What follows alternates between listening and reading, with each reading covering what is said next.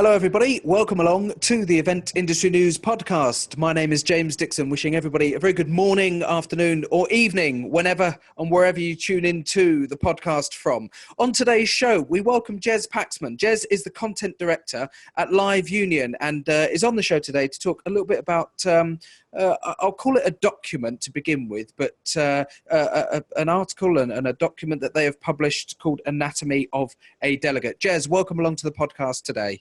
Hi, James. Thanks for inviting me. No problem at all. Great to have you on the show. I suppose a good point to start for our podcast listeners today would be to tell them a little bit about yourself and also Live Union for any of our followers who are not familiar with you guys and what it is that you do. Yeah, sure. So, as you say, I'm the content director of Live Union. Myself and two colleagues formed the agency 10 years ago. And, in simple terms, we're an event agency. But our shtick, if you like, our mission is we talk about helping clients reimagine their events. And that's really sort of based on our belief that there's never been a more exciting time to be working in events. We're all lucky enough to work in this time when there's an incredible amount of new things, of inspiration coming into the space. Some of that is kind of inspiration in terms of how people are reimagining event formats. The other side of the coin is, of course, event technology. And what we do, what we enjoy doing is taking all of that inspiration and helping our clients, as I say, reimagine the events. And that for us is anything from a conference to something, to an exhibition. That's the kind of area we work in. All of it is B2B. So it tends to either be kind of employee or client experiences. Now, something that I picked up on when I was looking through Anatomy of a Delegate prior to recording today's podcast was a reference made to the experience and what delegates and people expect when they go to a live event now, and that arguably there's very little difference between delivering B2B content and B2C content when it comes to live experiences now because of the expectations now of delegates. Yeah, no, I think that's absolutely right. I mean, I think, can slightly turn that on its head, that businesses need to be offering audiences incredible creative experiences today because of the fact that we all live in the experience economy. We're all now spoilt in terms of the types of live interactions we have in our wider lives. So whether it's festivals or immersive theatre, or secret cinema, or whatever it may be, people are incredibly experience rich, and that means that when they come to a business event, their expectations have changed dramatically. And as you say, the barriers between a B2C experience and a B2B experience are rapidly diminishing. And if you look at something like South by Southwest that happened recently, that is an incredible example of just kind of entertainment and passion and excitement coming into what is essentially a business event. Indeed. And you're right in pointing that out. I suppose when you think back historically, and I'm talking, long time ago, 20, 30 years, plus, business events were seen as a very formal, regimented, entity, weren't they? Totally different to going to a concert or a festival or any sort of, consumer live experience. But people just, the reality is they won't accept it anymore, will they? They don't want to go in and take a day out of their normal day-to-day work practices to go and be bored rigid. Yeah, no, I mean, you're absolutely right. People talk about the attention economy. You think that, when you have a sort of Netflix experience, people now, people don't even watch the credits on something, let alone watch the ads. So in some ways, there's a kind of, you can say there's an incredible kind of arrogance in some way. If you expect somebody to come, if you're looking to put on an event and you expect somebody to give up a day or more of their time to come to your event, the onus is really on you to add value. And I think more the event industry is getting much better at doing that, and frankly the events that do that thrive, and the ones that don't go by the wayside. And this is where anatomy of a delegate really starts to come in. It's as I see it, something that you've obviously put a lot of time, effort, thought into. And the first thing to say is it's not overly complicated. This is a document that you've published that explores, what a delegate is in 2019 and what they expect, I suppose, from events. Tell us a little bit more about it and how it came about before we look at some of the content that's within it. Yeah, I think as business events increasingly move to the kind of the heart of business communications, there is more and more onus on them being planned in a way that puts the audience at the heart of things, that really gets under the skin of what people are going to value from an event. And I think when we started to look at it and we looked back at the evaluation we had from the events that we do for our clients, and also I guess some of its instinct, we came up with a number of different areas that we believe that today's audience really value. And that's what we built the report around. It's not intended to be something that is deeply scientific. It's intended to be something that starts a conversation and that becomes a framework for people thinking about their audiences and planning around it. And we often use it, we use it with clients as a kind of planning tool, and we get some fantastic conversations going, some areas of contention, some things that people agree with or disagree with. And it becomes, as I say, a sort of framework for people to prioritize the areas that they want to innovate in, but all of it linking back to audience value. Sure.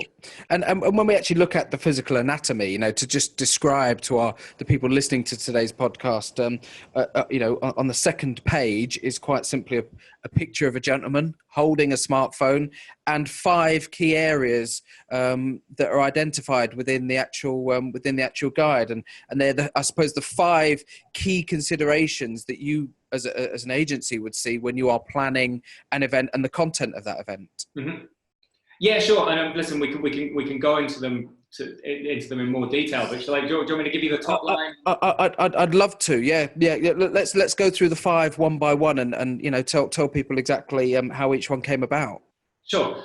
Well, I think the first thing that we often talk about is we say that today's delegate increasingly want what we refer to as a brain-friendly experience, and I think what that means is that in the workplace, we're all increasingly aware of our relationship between, say, work and diet, or work and exercise, or work and day part. We understand how we behave to perform at our best in the workplace. But frankly, I think all too often in the past, when we expect people to go to a business event, a lot of that thinking goes out the window. And you have the kind of bad old days of, people sort of 9 hours of presentations.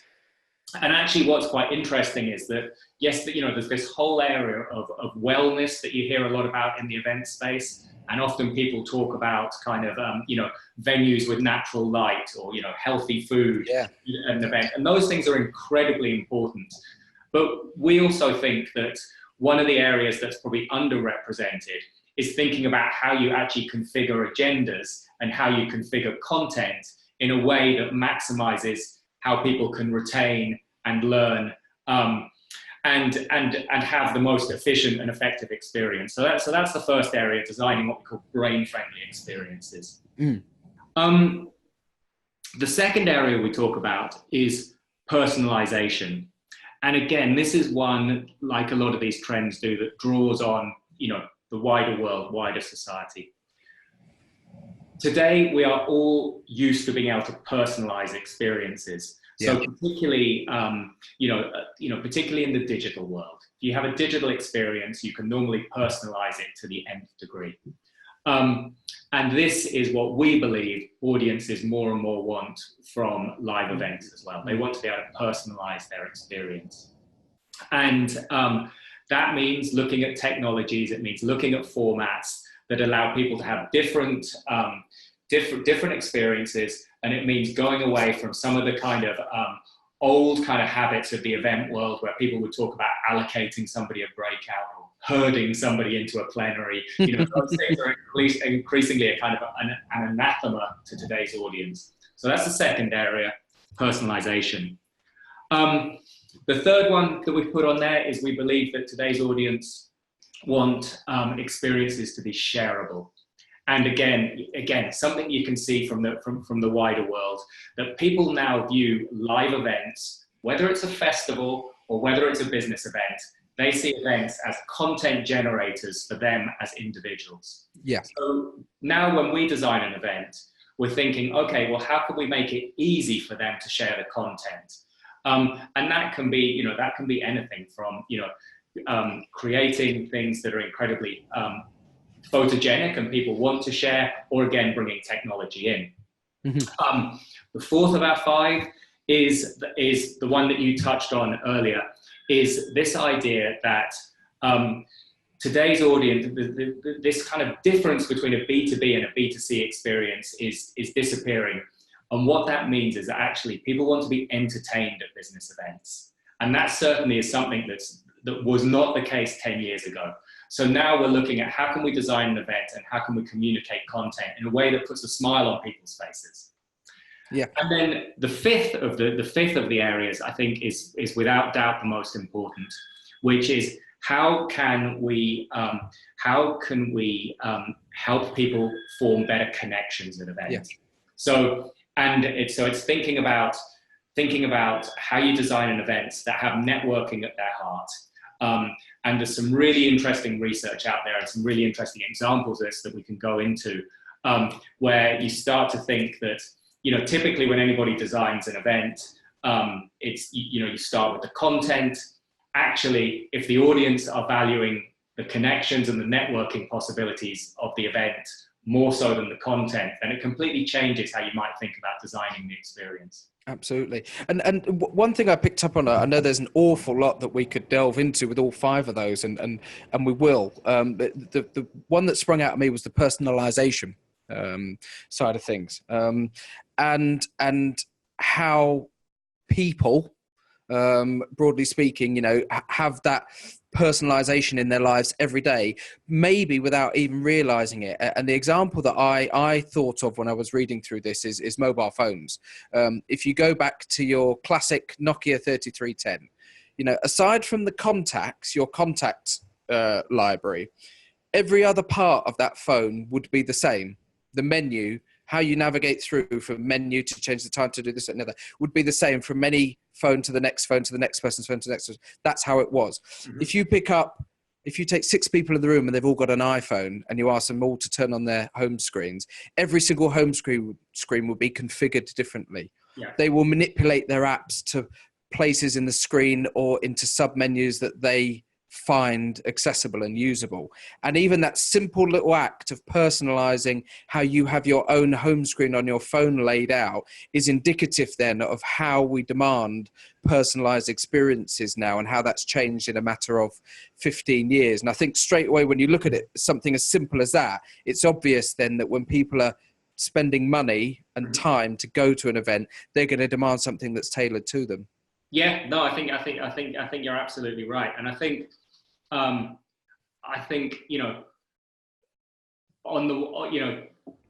the one hand, it's a kind of, it's a sort of expectation people have, but on the other hand, it's a need. We're all different. And, if you think about, 2 people going to an event, one might be an extrovert, they're very happy to join an open discussion and to sort of, roll their sleeves up and be, and have a kind of active learning, be at the heart of things, a very kind of vocal event experience. Somebody else who's more introverted might want a quieter experience where they're perhaps having more one-on-one conversations, or they're using some interesting technologies to explore essentially the same content, but they want a different type of experience. Mm. This is where the really sort of successful event apps have come into their own. I'm sure you've had a significant experience of this, is that the ones that have really worked are the ones that have that level of maybe not so much customization, but do allow a user and a delegate to actually be able to personalize their experience and how they choose to interact with a particular event. The facilities and the functionality is there for them to do that. And like you said, some people could be extrovert. They will a classic example is the Q&A. I know that Glisser is mentioned in the document, and it's something that certainly through Event Tech Live I've got experience of using, and is a great tool for people who maybe don't want to put their hand in the air, grab a microphone and ask a question, for them to be able to sit there in their own personal way, but still interact with an event. Yeah, and I think that, I think the other thing is, again, carrying on the event tech theme, is, something we've used quite a lot is, is augmented reality, where you have, where effectively you've got you might have a one-dimensional piece of content. So you might have, an infographic or something up on a wall, but by putting an augmented layer over it, it allows you a wide choice in terms of where people go into that content, how they access it. It gives you more dimensions. So certainly, I think technology has a big role to play in terms of opening up, making events multifaceted in a way that wasn't really possible in the past. And all of that plays back to giving people a more personalized experience, which we believe is what they value. Moving on to one of the key 5 fundamental points is the shareable aspect. And again, without sort of harping on too much about it, this is something that has been made easy in our day-to-day lives. Again, with better technology that we interact with, every day and every moment, phones, laptops, the operating systems are now designed so that if I wanted to share a link to a website with you, I could easily do it via a message, via, a shared note, via a WhatsApp, via an email, a couple of clicks of a button and the link would be there and it'd be with you and you can access that site.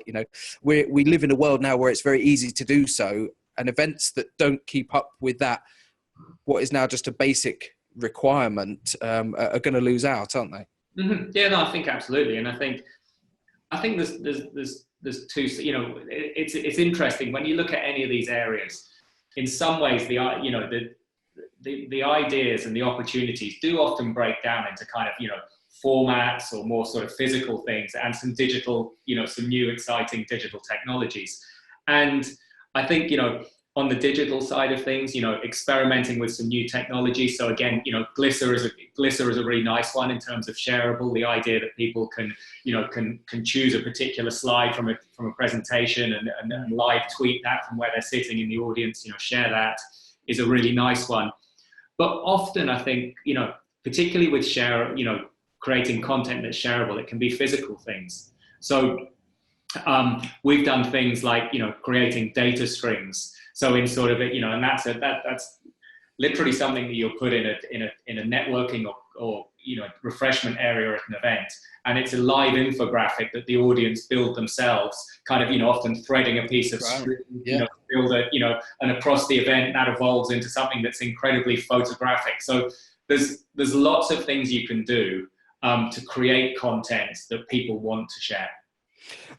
Having identified the 5 areas, I suppose what maybe if I'm getting this right, and without assuming too much about your own operations, is that having identified these 5 areas, you then want to be able to find ways to actually drive your own clients to understanding these 5 areas, but more importantly, create new ways to actually target these 5 key fundamentals.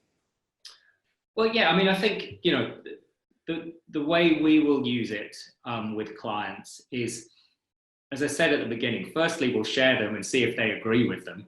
And sometimes they do and sometimes they don't. But more often what happens is they'll say, as a business, we're really good at that with our events. I'm not worried about that one. We're great at that. But, for example, it might be around connections. We don't feel we're doing enough to drive, to help people connect and to get value from that area, at an event.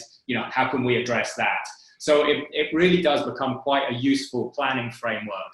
But what it does is it absolutely means that you're looking at it through the lens of the audience, rather than through some, often with events, there's a temptation to start with logistics or, and I think, or to start with sort of production. And I think actually being able to use something like this where you start with the audience, I think is the right way to go about things. One thing I haven't asked you yet is when this Anatomy of Delegate, the document was actually first published. Has it been out recently? I mean, we're recording this, just to put it into context for listeners. We're recording this on Wednesday, the 24th of April. How long's it been available, and has there been any not success stories, but response to it so far from clients in the way that it's shaped their forthcoming events? Yeah, I mean, we put it out last year. I mean, in truth, it kind of started as, we did quite a lot of reports at Live Union, and it was kind of another report that we started putting out. And actually, the more we got into it, the more we realized that in some ways it wasn't just another report. It was something that could fundamentally change how we approach events. So we absolutely, every brief that comes into the agency, we look at it through this lens. And yeah, I would say every event we do has been influenced by it. And it's as you say, it's a great start point because it's simple. There's not too much content in there, but the content that is in there has been well thought out, well executed in terms of how it's written. It's easy to understand, but it does form quite a nice, starting point for people to say, right, we're putting on an event. How do we reconsider what we've done before? Here's a great start point. Were there other areas that you thought could have been included in the anatomy? How did you land at 5 fundamental areas? Was it a case of having started with more than 5, you were able to sort of condense them down into 5 key categories that encompassed everything else, or could there have been more? I think the interesting thing is in some ways, we got to the 5 fairly quickly, but what we find is that they overlap an incredible amount. So for example, you might be thinking about, how are you going to make your event more brain friendly? Well, one of the things you might do is you might think, well, what are some of the facilitation techniques that we could use to make it more brain friendly? So there's one that I think this is somebody else in the event world came up with this, but we use it. It's called a wonder walk. So the idea is that a facilitator, you'll be discussing a topic in a kind of conference setting, and then the facilitator will say, listen, guys, what I'd like you now to do is just pair up with the person next to you. I want you to take a 15-minute walk outside and discuss this and what this point means to your business. So that's a really nice, simple facilitation idea. And you would say that's a great bit of brain-friendly activity because it's getting you up moving, it's changing the dynamic, it's changing the pace.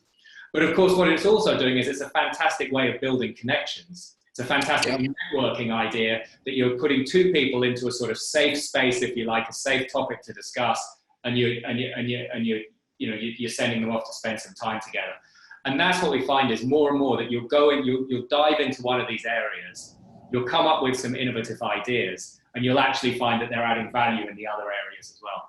Sure. A really interesting point that was made under the brain friendly section of the document was this idea that we all assume that people's attention spans are becoming shorter. Yeah. Because of how we interact with video content online, the videos are becoming shorter, and everyone has got this train of thought that stuff needs to become snappier, shorter, because our attention spans just can't keep up. And yet there's a great point there made about the success of Game of Thrones, interweaving multiple storylines, complicated character names, episodes that are well over an hour long. Yeah. Yet if something is well crafted and is focused on keeping the attention of the person watching, there's no reason why it can't be long. And this goes back to, if people are rethinking and they're losing the attention of their delegates and they think, oh, the sessions are too long, let's revise them down, perhaps they just need to be rethinking the content rather than the actual duration. Yeah, no, I think that's absolutely right. And it's almost like, where's the energy coming from? Yes, people might decide that they're going to do much shorter sessions and they're going to have kind of Pecha style or lightning talks, and the presenters are going to put loads of energy and effort into those kind of things because they take an awful lot of work to get right those shorter sessions. So that's one way of going, and that's brilliant.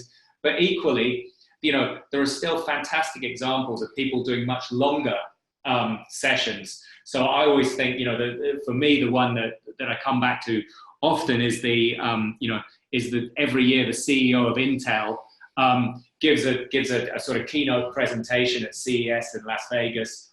Often his presentations are up to kind of 90 minutes long. Yeah. Now, you would kind of say, no, that's exactly the wrong way to go. But he's doing exactly what, he's taking the sort of Game of Thrones approach, if you like, because when you look at his presentations, and they're all available online, you realize that he builds in incredible amounts of variety into them. He'll start off himself giving a presentation, with an introduction. He'll have somebody else join him on stage. There was one I was watching where one of his guys came on stage, did a 360 scan of him using their iPhone. Then they turned him into an avatar. They put him live into a computer game, and then they played that computer game with him in it live on stage. So there's things like that that are, that add incredible energy, incredible pace, incredible creativity. And there's so many things you can do, whether it's like, doing amazing things with screen technology, whether it's thinking really carefully about how you're crafting the narrative of the piece, whether you're using props, all of those things, are coming into the space now. And that's what I mean about it being such an exciting time to work in events, because there is so much inspiration. Yeah, and going back to what we were discussing about the greying area between B2B and B2C events and people's demands about it. If you think again about something like a concert, or going to see a really good comedian, to do a stand-up show, people will pay money, and good sums of money, to go and be entertained for 2 hours. Yeah. That's not a short period of, it's a short attention span. People are happy to go and be entertained and give their attention to something for a period of significant time, provided that they are being entertained and that there is stuff on there to maintain. And maybe this is where we're starting to grey, is that in the past, people would go to business events and they weren't associating them perhaps with enjoyment or having fun. But if people are willing to go to a business event because they really want to, because they want to give over their attention span for a period of time, you're going to be producing better quality business events, aren't you? If you've got people who want to come and are not being forced to come, which is maybe where we were years ago. Yeah, no, I think, events across the spectrum are finding that if they don't step up, and if they don't really offer value, and if they don't really get under the skin of their audiences, then their audiences don't turn up. And I think, it's not easy, is the thing to say. It's, you gave the example of comedians or any type of professional, entertainer or performer. They are putting years and years of work into crafting that material, of understanding, how long into their act is there going to be a lull in energy in the audience, and how are they going to address that energy lull? How are they going to change the pace? How are they going to build in surprises?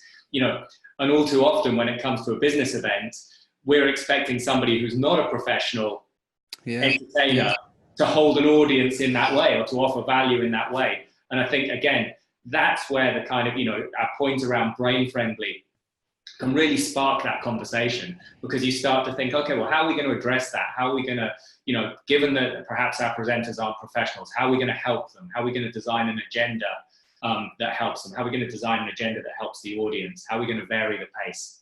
Yeah, and that, you're absolutely right. That comes down to identifying the speaker, and again, personalization. What are they comfortable with? What are they not comfortable with? You may have somebody who you think is a fantastic speaker, who would be wonderful for your event, who is undoubtedly got the knowledge that would be useful to your delegates. But if they're not the sort of person that's going to stand up there like a Steve Jobs and just entertain people and have them in the palm of their hands for 2 hours, you need to find a way of managing that session and that experience to extract the best possible content out of that person. That might mean rethinking your session, having a facilitator or a host doing a Q&A with them to help keep things bouncing along, not just leaving them up there with a clicker and a laptop. Yeah, and again, coming at it from an audience point of view, you might say also, well, let's give the audience some choice as to how they consume that content. Yeah. So they can either go into the keynote session and sit there and concentrate on it. That might be their preference. Or you might say, as all of the big user events do, actually we're going to also live stream it out to the networking area, so people can, people can watch it while they're having a coffee and a chat. Now, obviously, that's a completely different type of engagement. But what you're doing is you're personalizing it for the audience, giving them the choice of how they consume the content. We're talking on the podcast today to Jez Paxman. He's the content director at Live Union, and we've been talking about Anatomy of a Delegate, a brilliant, I don't mind saying that, a brilliant document that the guys at Live Union put together last year that is a great starting point for people who are wanting to maybe rethink how they're delivering their business events and creating the content that they need to keep their audiences engaged. When you were going through the process of putting this together, Jez, was there a particular one of these 5 fundamentals that sort of really resonated with you, or was there any particular bit of content that resonated with you? Yeah, I think the biggest change we're seeing in what audiences value from business events is their value in connections over content. And, in fact, there was a really interesting bit of research that Oracle did around their open world events. So open world, probably, one of the largest business events in the world, well over a kind of 100,000 delegates. And when they researched what was motivating people to attend that, they came out with a statement. They said, this is the first generation to value making connections over consuming more content.